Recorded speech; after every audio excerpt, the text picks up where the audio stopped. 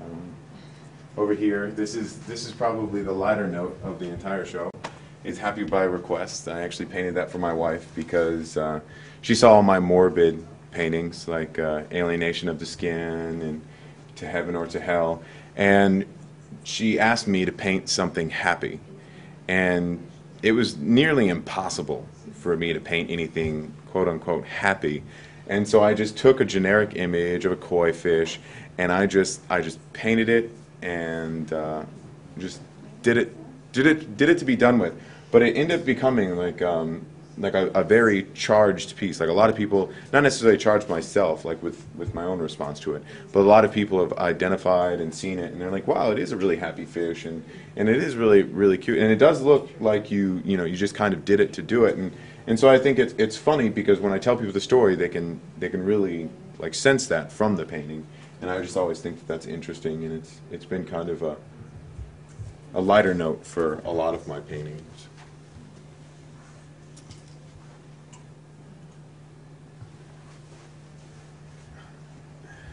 And now to probably this is the beginning of probably my more morbid nature of painting, and I actually have a friend who admires this painting enough that she would trade me one of her paintings for it. But it's called The Cooler Woman, and it's really, to me, originally it was about my understanding of what prostitution was. And I'm kind of giving it away by telling you that, but I felt like we all kind of sell ourselves, and even if I do an hourly 9 to 5 job, I am selling myself.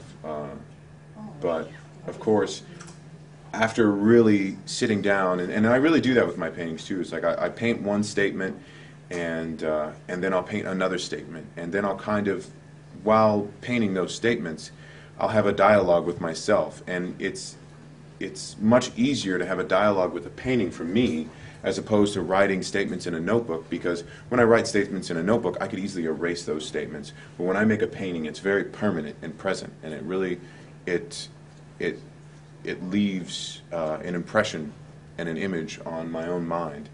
If you look over here, the dialogue that actually developed from doing The Cooler Woman is actually this painting over here, The Alienation of the Skin. And I actually chose to do this on a coffin because I felt that mortality was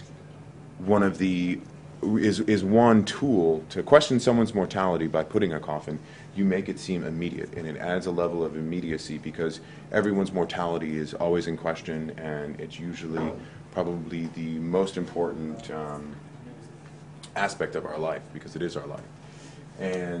And this is the response to prostitution, the idea of prostitution, because inevitably, really, to sell yourself in that manner is an alienation of your skin. Like, you have to separate yourself from your skin, and it becomes just, well, the end result.